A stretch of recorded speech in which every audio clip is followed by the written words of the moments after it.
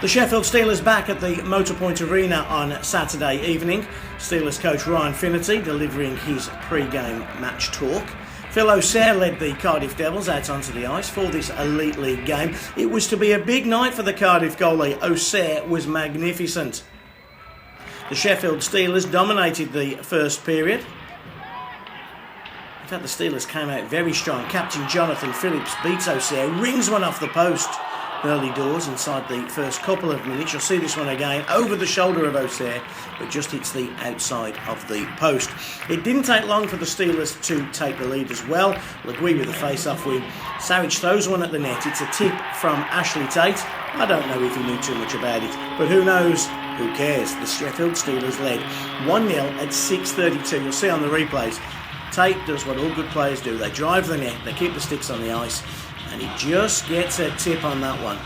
And the redirect beats Phil O'Shea. Sheffield led by a 1-0.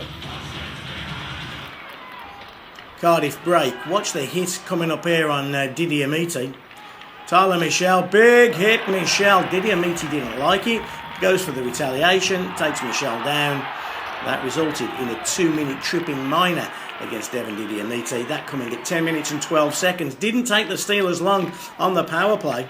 In fact, just 10 seconds before Drew Fatter would put the Steelers 2-0 ahead. Keep your eye on Fatter, bottom of your screen. Limprite finds him, and a bullet from Fatter. O'Shea looks like he got it covered, doesn't he, when you look at that angle? But you'll see on the replay just what a bullet this was from Fatter. There's a lot of heat on him. Limprite finds him, look at that. And it finds the narrowest of gaps just underneath the armpit of Phil O'Shea. The Sheffield Steelers led 2-0.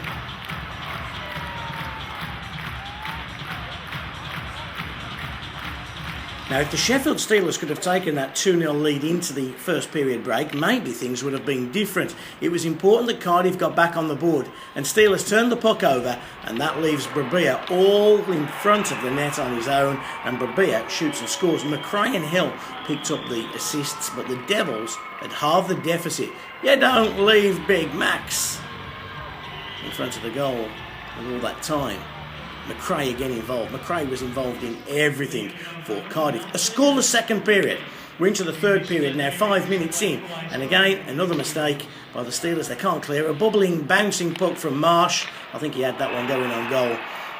It was a bit of a knuckleball, and he just ends up on the stick of Faulkner. Faulkner with a simple tap in. The game's tied at 2 apiece. Again, look at that puck.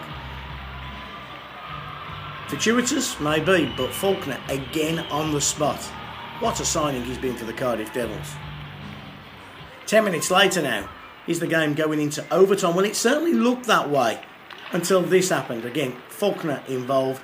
A super finish you'll see coming up from him for the eventual game winner. Paul Bissonnette again involved, but look at that. What a finish from Faulkner. Nothing Big John could do about it.